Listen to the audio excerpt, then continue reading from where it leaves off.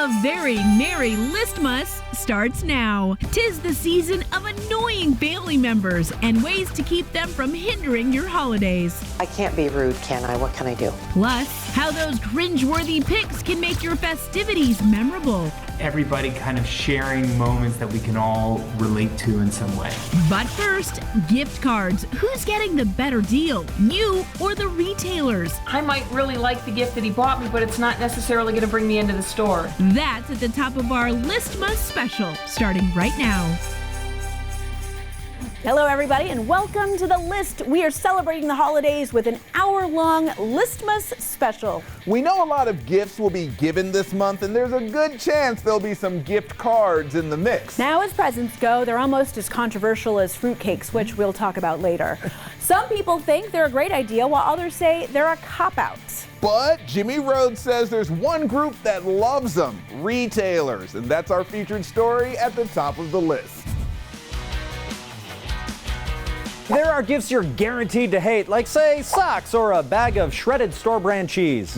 Powdered cellulose. But there's one gift that stores want you to buy more than any other. Gift cards sell more than just the gift card. Retail anthropologists Georgianne Bender and Rich Kaiser study this stuff, and Georgianne's running down the reasons stores love it when you give the gift of gift cards. For starters, gift cards get you to spend. Every single survey that you read talks about how people spend more than the face value of the gift cards. Like how much more? Some of the surveys say that we spend more than half again the value of what's on the gift card. By that math, selling a $100 gift card brings $150 back into the store. Next, step one to selling is getting you onto the website or into the store, and gift cards usually generate at least twice the traffic of other gifts. Usually only the gift giver visits the store. If Rich buys me a gift at Target, I might really like the gift that he bought me, but it's not necessarily going to bring me into the store. But if he buys me a gift card from a store, I have to go into the store to pick up my item, right? I have to shop the store, browse the aisles. And browsing means chances to make new sales. So the more trips, the better. The statistics also show that people require more than one trip to a store to redeem a gift card. To recap, the giver and the recipient both visit the store, usually more than once, and spend more than the value of the card. And here's a big matzo ball she hasn't mentioned. Every year, retailers make big money from unredeemed gift cards. The Mercator Advisory Group pegs unused gift cards at $2 to $4 billion a year. That's billions of dollars coming in for products and services they don't even have to deliver. That's a lot of free money. No wonder stores put gift cards everywhere. We'll see those big end caps in some stores that have gift cards from all different kinds of retailers and restaurants. And of course, you will see them at the checkout counter where lots of impulse purchases happen. So if retailers push gift cards so hard, it must mean you're a sucker for buying them, right? Not necessarily. Just make sure you don't make gift cards an impulse buy. Use the entire value of the cards you receive. Don't let a gift card give you permission to overspend, and always stick to a list or a budget when entering a store with that bad boy burning a hole in your pocket. Why retailers love gift cards? We're at the top of the list. Retailers might love gift cards, but this consumer, give me the cash. Word to my relatives, that's what I want. Look, we all have relatives we have to deal with. Some of them we like, some of them we don't. That's why our Heidi Fogelsong has advice on handling holiday gatherings.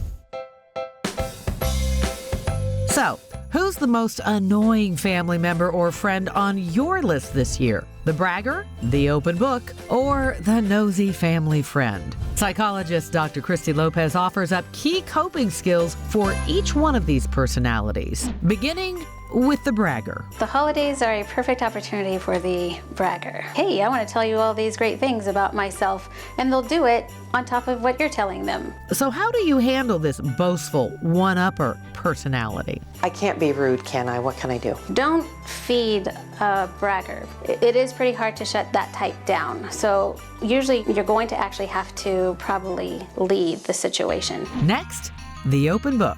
Spare me the gross details, please. With the oversharer, a lot of times it is a sympathy thing that they're wanting, so you can respond with an empathy type statement. And if they keep rambling on. But now you have to add a boundary. So I'm so sorry that you're going through this. However, I really am not comfortable getting into these kinds of details. And then you try to change the subject. The final member of our annoying peeps, the nosy family friend.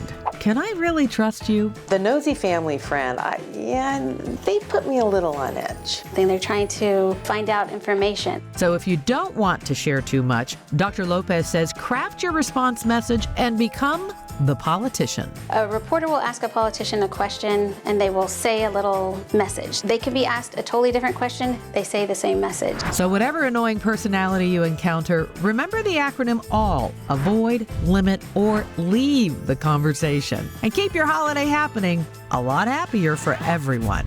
And no matter how you feel about those family members, you've probably got to buy them a gift. A season of spending is our first story, trending now.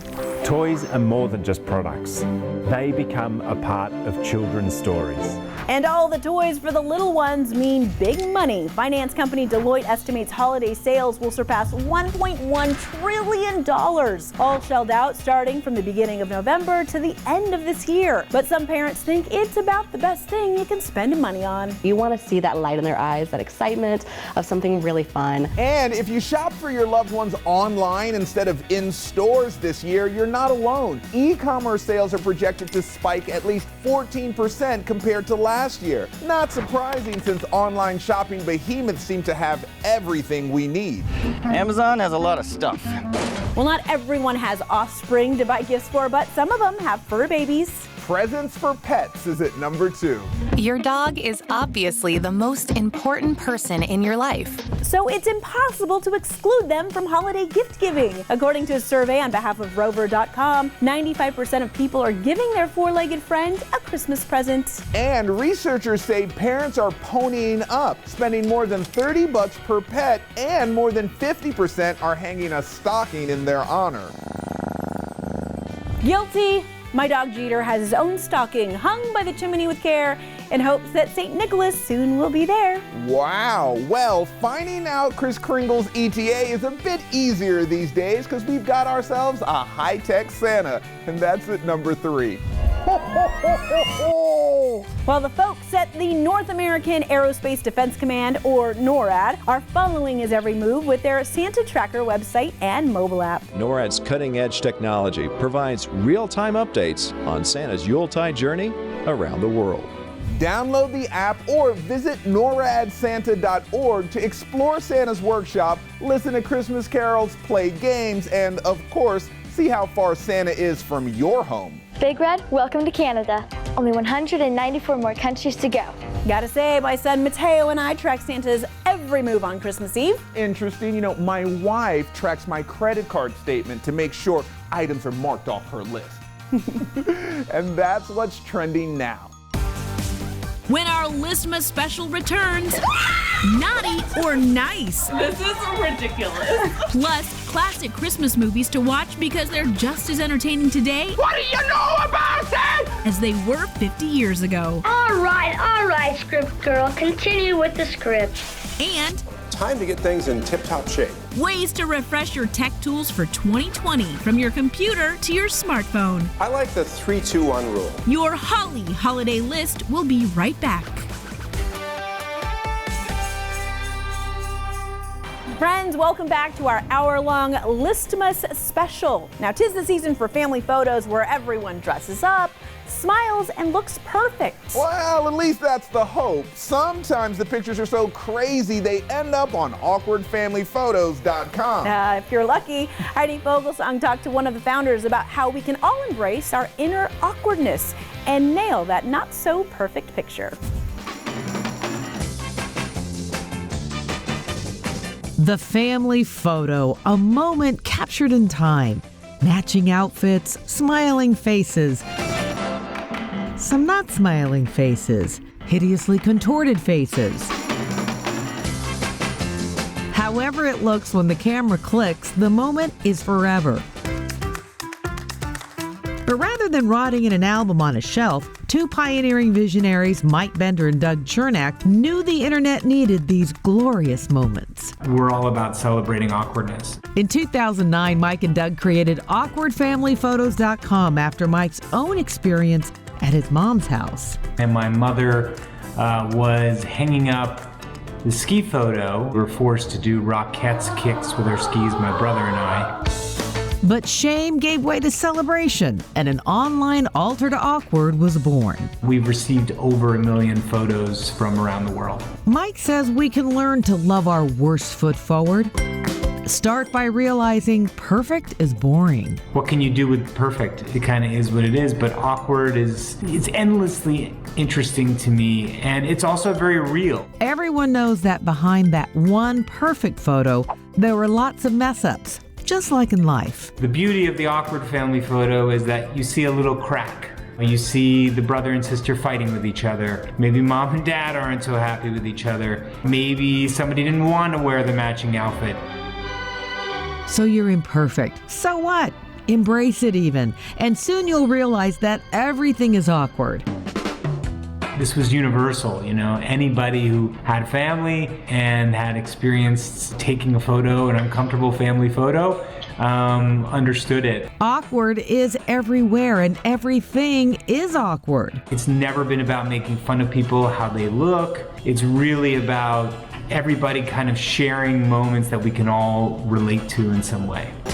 And that's the final step. If it's all of us, why not celebrate imperfection? In the same spirit that we contributed our own photos, I think this was about celebrating awkward moments that we all have. Learning to accept ourselves, awkwardness and all.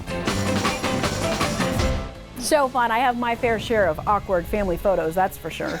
The holidays also bring us a lot of videos that make us smile, including a bunch that are pure mischief. Teresa Strasser's giving you the gift of some memorable Christmas pranks, and they're on the buzz list. Teresa. Thanks, guys. These seasonal pranks always add some hijinks to the holidays. At number 1, prank gifts like the spider scare box, which shoots a plastic spider towards anyone that opens it.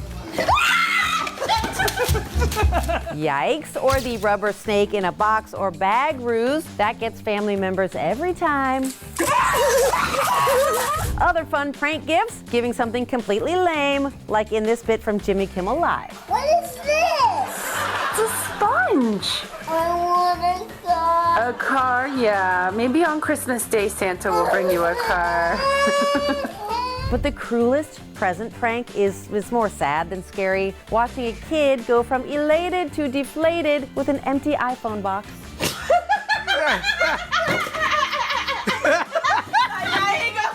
That is one way to get on Santa's naughty list.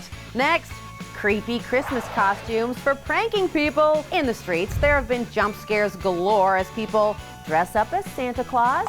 Merry Christmas. And a Christmas tree.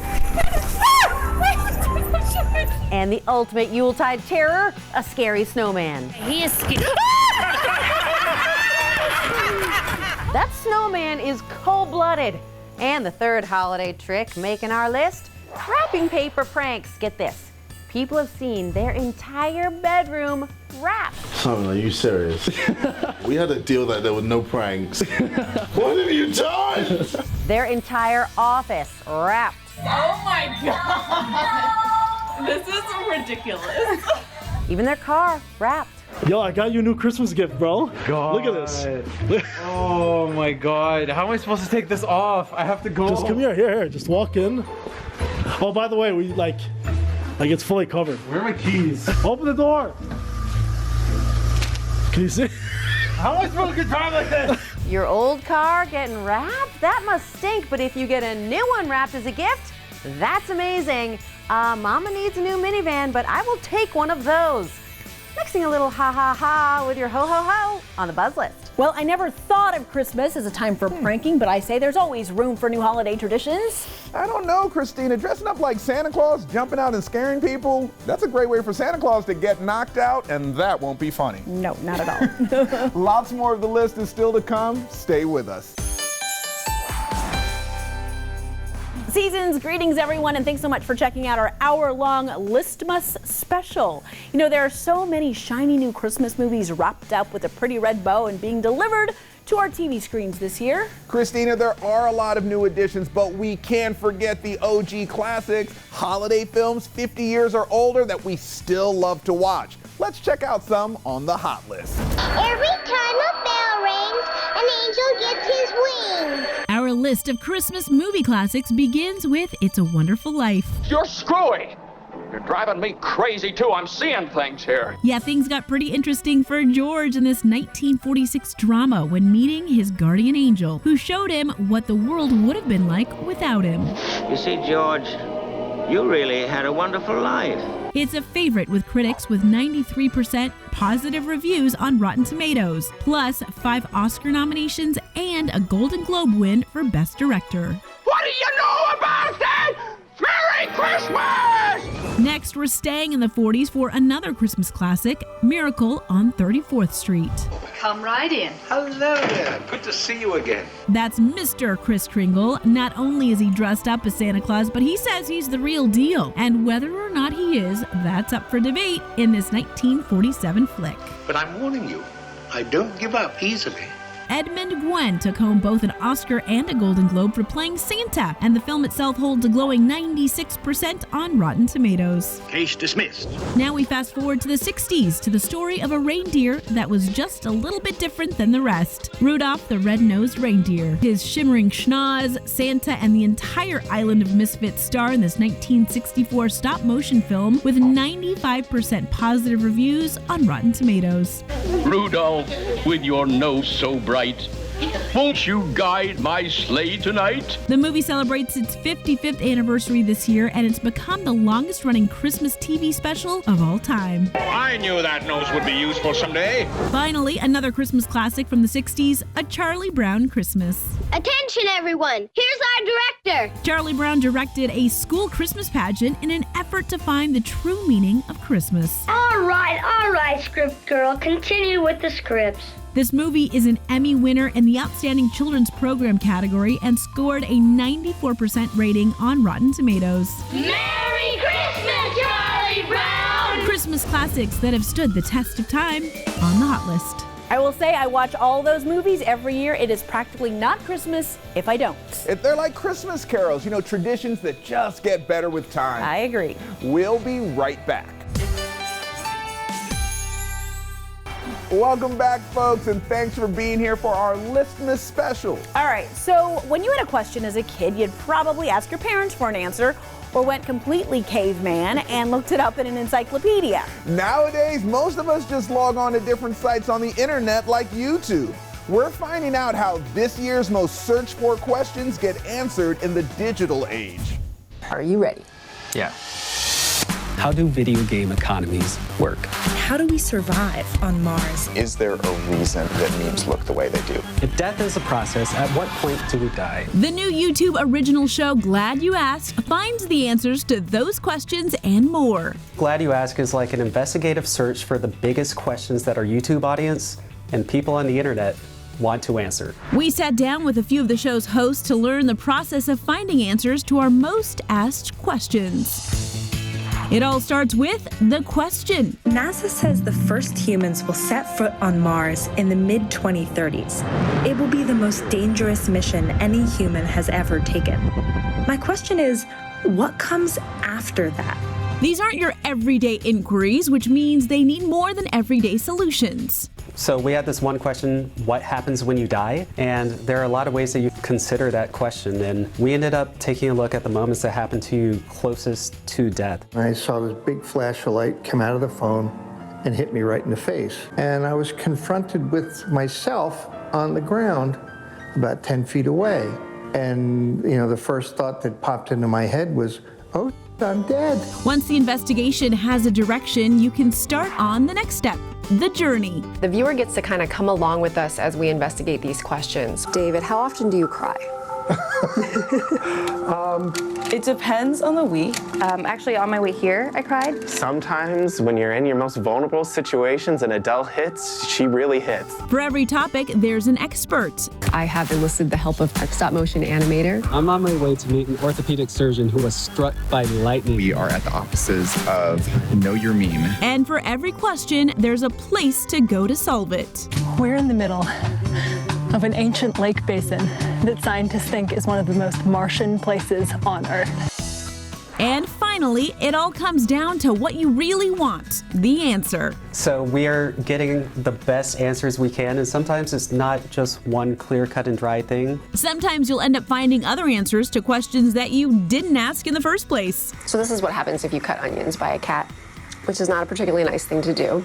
But what's unique about us is that humans are the only animal that cries tears of emotion. And sometimes your answers will be completely unexpected. One of the most surprising things that I learned was that it's not necessarily the people who suffer the most that cry the most. That's not exactly how the data shakes out. And other times you'll learn more than you ever asked for. Crying evolved as a signal to others that we need their help in order to survive. But for adults, crying can be a message to ourselves if we pay attention. And those are the answers to some of the most searched and most interesting questions. Whatever questions you're looking for answers to online, you've got to treat your internet getting devices right, which is why we're getting our gadgets geared up for 2020.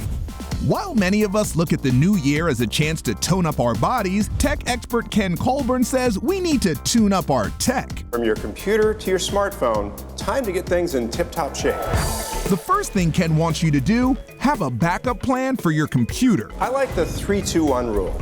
With your computer, you want 3 copies of your information, those critical files that you care about, on at least 2 different devices, with one of them being off-site. So, your computer has 1 copy of your information, a portable hard drive has the other, and the third is in the cloud through services like Carbonite and iDrive. So what's really great about cloud backup is it's automatic and it will bug you. It's the best way to make sure your files are protected. So if your computer dies or gets hacked, you can just download a copy of everything and start fresh.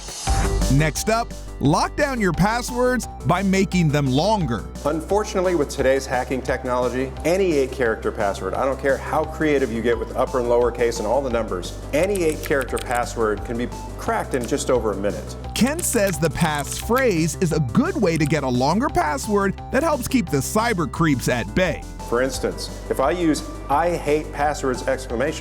Really easy to remember. It's going to take a long time, like too long for the hackers to crack something that big. How long? Like 2,800,000 centuries. Seriously. So that's an easy one. Just make your password longer.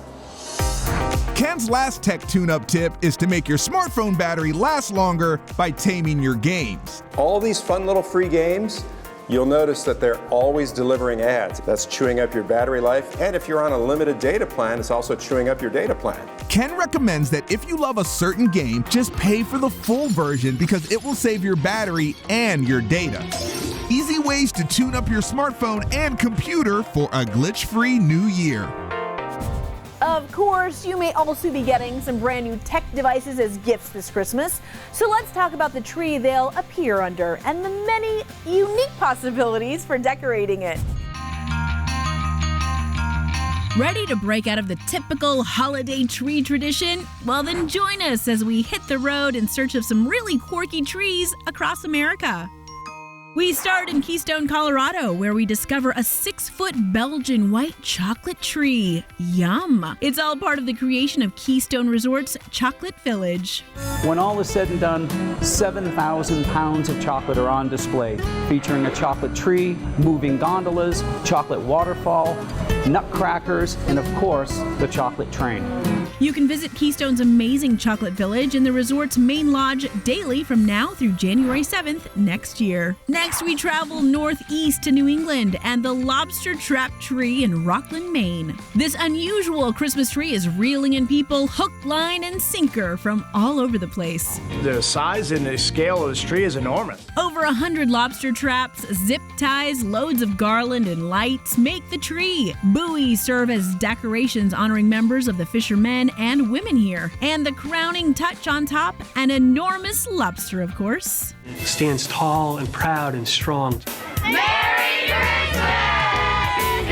The lobster trap tree is a time-honored tradition here in Maine and a nod to working the New England Sea for centuries. It's on display through December 31st. The last stop on our tree tour, West Palm Beach, Florida, where we find tons of sand. Check out the Sandy Tree. 3, 2, 1. It It takes a lot of sand and muscle, plus an artistic eye to build this beachy holiday vision. A 35-foot-high Christmas tree out of more than 600 tons of sand. This tree is the focal point of the annual Sandyland Festival, featuring cool light shows, sharks, glow-for-it mini golf, and more. You can enjoy this month-long festival through December 31st. 'Tis the season to get your holiday tree vibe with all the unusual trees across America.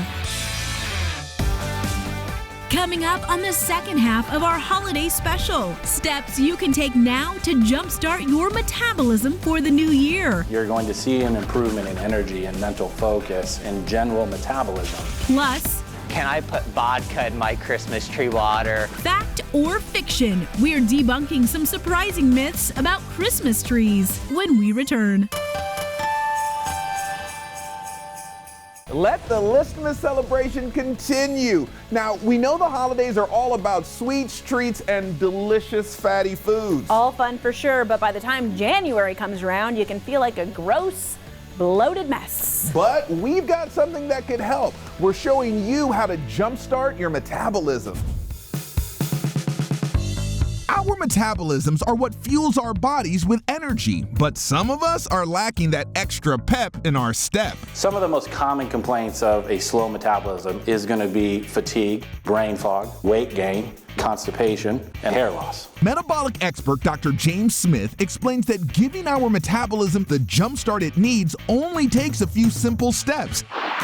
And it starts with basic lifestyle changes. Some of the most basic forms of improving metabolism is going to be exercise, about 30 minutes, 5 days a week, or 60 minutes, 3 times a week. The key to that is not missing more than 2 days in between exercise occurrence, because at that point we slip into that slow metabolism. In addition to exercise, Dr. James says you gotta hydrate. Generally, the guidelines for hydration are half our body weight in ounces. Are there any other lifestyle changes that a person can do right away?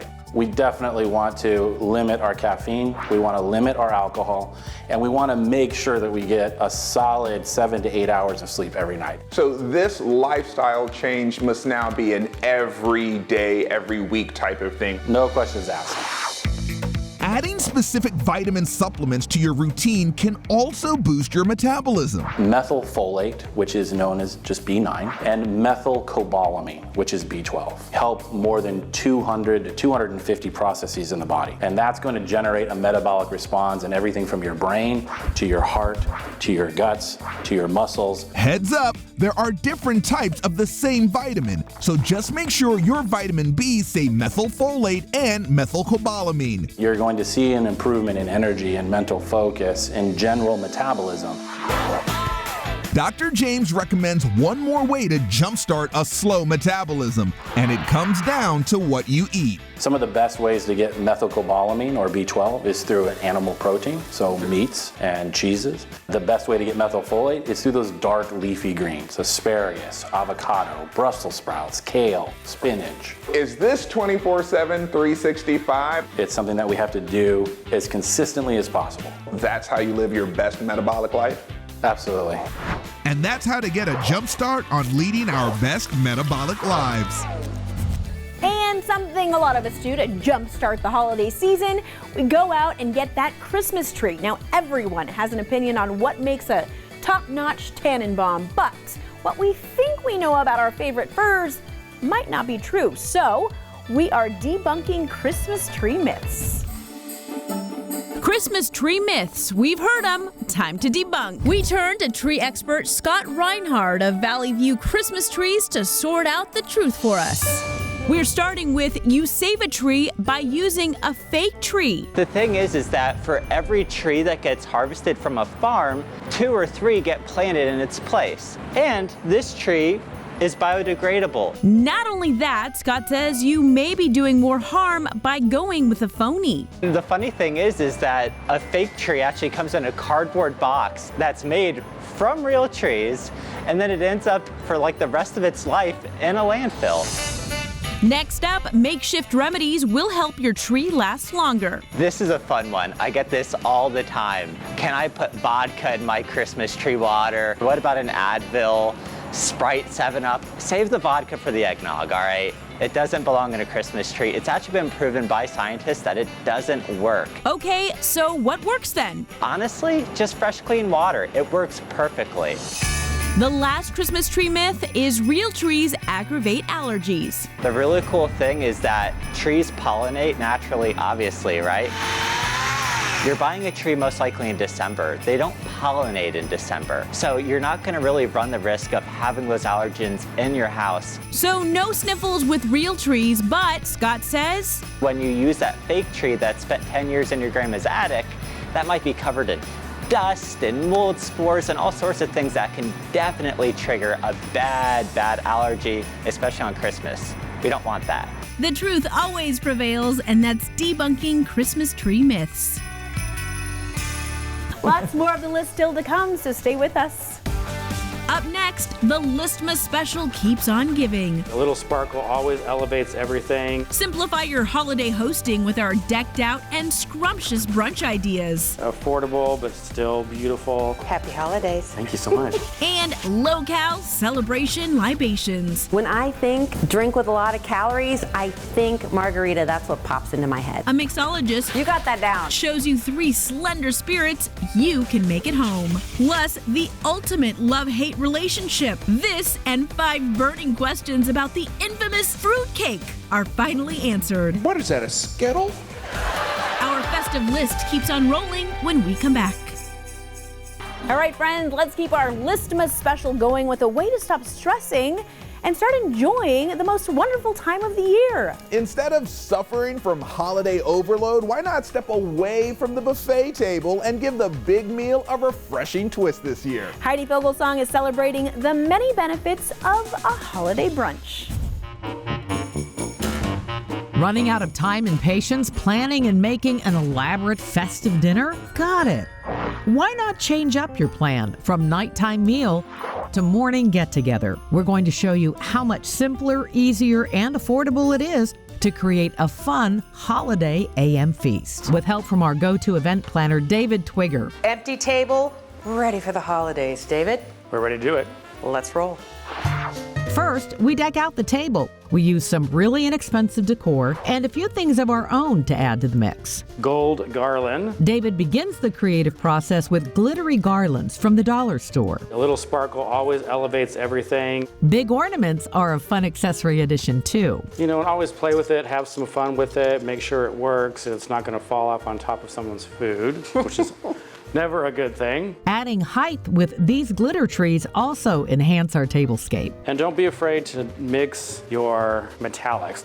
David puts me to work setting placemats from my own collection while he tops them off with red velvet charger plates that only cost $1.99 each. I love these little snowflake glasses that we also found at one of the 99-cent stores. David also recommends including family and friends. You can reminisce, have everybody be a part of setting the table, which is always a good thing. A few more decor touches to make the table pop, and voila, the setting is complete. Now we're ready to serve up our feast. A light egg souffle, morning potatoes and sausage, champagne mimosas, or coffee and Baileys. The coup de grace. As always, of course, dessert. So we've put together some elegant fruit, peppermint candy garnish sticks, pretty red velvet cupcakes, and cookies, plus everybody's favorite, fruitcake. Finally, a souvenir for this special day spent together. We give a simple gift of inexpensive Christmas ornaments tied together with a bow. For you, ornaments. Thank you. Happy holidays. Thank you so much. So this year, why not turn back time and enjoy celebrating the joy of the season in the morning? Well, if you decide to add a few cocktails to your holiday brunch menu, or any menu for that matter, you might as well pick one that goes easy on the calories. Teresa Strasser has 3 low-cal drinks that are big on flavor. Worried that holiday cocktails will ruin your diet? Don't fret. Mixologist PJ Barron has 3 low-cal cocktails that will expand your spirits and not your waistline. Our first cal-conscious cocktail is the Nimble Nog. Eggnog. very polarizing, and very fattening. You can fix the latter problem. I can surely do that. Let's start with the good stuff. Let's go Captain Morgan spiced rum. For holiday flavor, We're actually going to use a gingerbread tea. That's adorable. spice it up with some ginger, cinnamon, and allspice. Then in goes the egg. Everybody knows the trick to good eggnog is doing the whites and the yolks separately. So you don't just put your eggs in a bowl and Can't do scramble it. them. Otherwise, you're going to get rum-flavored scrambled eggs. Then the twist, sub the usual heavy cream with Greek yogurt, ice, and get to shaking. You got that down. Strain and pour. If you want to get creative, use aromatic bitters to make a festive wreath and enjoy. And it tastes like eggnog. You did it. Our next low-cal libation is the Slinky Mule. What we're going to do is use an apple vodka that already comes with the ginger in it. Pour in your 0-calorie ginger beer. Then, when you would usually pour high-cal cranberry juice, I'm going to use cranberry bitters instead. Didn't even know that was a thing. dump in some natural apple green chili puree for a bit of a kick. Ice and garnish with a cinnamon stick and apple. That is delicious. Our final slender sipper is the Slim Shady. When I think drink with a lot of calories, I think margarita. That's what pops into my head. All that fake sweet and sour has always got to have a lot of sugar in it. We're going to use real fruit juice, lemon and lime, a little orange blossom water. And of course, tequila, which itself kicks some cows to the curb. In order to get a little bit of orange flavor without a lot of sugar, we actually infused our Sombra Mezcal with Valencia and blood orange peels. Get to icing, shake it up, strain, and pour. Garnish with a blood orange. The citrus is bold, and so's the booze. Perfect. And I like my booze bold. Yes. Merry Christmas. Cheers to Slim Sippin' with low-cal cocktails. Welcome back, friends. All right, our Listmas special is about to wrap up, but as much as we talk about holiday cheer, when the skies are heavy and the long, cold days of winter roll in, a lot of us lose the pep in our step. But don't get overwhelmed, because we've got some easy ways for you to beat back the winter blues. 'Tis the season to be melancholy. If you're feeling a seasonal slump, we feel ya. Naturopathic physician Dr. Laura Glenn tells us how to fight the winter blues, clinically known as seasonal affective disorder. There's a lot of people affected by seasonal affective disorder. The estimates are about 6%, maybe even up to 10%, so that's a pretty substantial chunk of our population. Okay, so how do we combat this? First defense against seasonal sadness, optimize your diet. Sticking with leafy greens, colorful fruits and vegetables, so getting a rainbow on your plate every day. What I go for are red kale and collard greens. I like to saute mine, sometimes in butter, but with a lot of garlic. Hate salads? No worries. Dr. Glenn says you can keep some of your beloved carbs. She says to go with good greens, complex carbohydrate like potatoes, sweet potatoes, something like whole grain bread that's going to last with you a little bit longer. It's going to be slower to digest and be absorbed. Next up, battle the blues with vitamin D. Vitamin D is something that we make in our skin in response to sunlight. There has been studies associating low vitamin D levels with decreased mood. We got pills, we have sprays, we have chewables. But which do we buy? So the most common one that we're going to find over the counter now is D3. You're going to absorb that the best. To make sure you're getting the correct dose, contact your doctor. Vitamin D, check. Our last way to fight the winter blues, light therapy. There's lots of different ways to do it, but the most common way is getting a light box. This device will run you around $50 and you can find it online. And you actually sit it on your desk and you have it shining on you in the morning while you're, drinking your coffee or reading your book or checking your email. 5 days a week, I'm here in a windowless newsroom. This light box brings the sunshine in. So for about 30 minutes, you get exposed to the light, and that does seem to work for a lot of people in terms of improving mood. And if all that doesn't work, show your pearly whites. If nothing else, you just go out and smile. Try to have a good day. If you can put your face in a good mood, sometimes your brain will follow. Here's to looking at the bright side as we fight the winter blues. Well, if we can, let's put those blues aside for just a minute. It is the time of year for celebrating with fruitcake. So what is it about this insanely dense dessert that makes it a holiday staple? Jimmy Rhodes wanted to find out, so he has 5 things you didn't know about the dessert that seems to inspire more wisecracks than cravings. Ah, the fruitcake. That odd, sticky, sweet cake made of preserved fruits and nuts, I think. Nobody really knows what's inside, but for sure everybody's picked a side. You either love it or hate it. So I set out to learn about this cake of fruit, allegedly, that creates such strong feelings of holiday cheer or holiday leer. The first thing you didn't know about fruitcake, the tradition. Julius Caesar enjoyed fruitcake.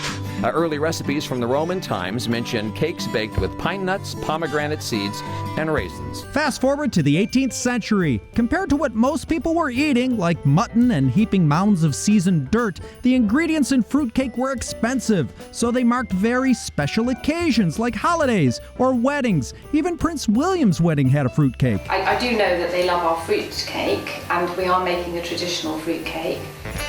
From tradition to tragedy. Next, the fruitcakes fall from grace. Nobody eats them. You keep it for a long time. By the 80s, people like Johnny Carson were poking fun. You know there's only one fruitcake in the whole world? And people keep sending it to each other?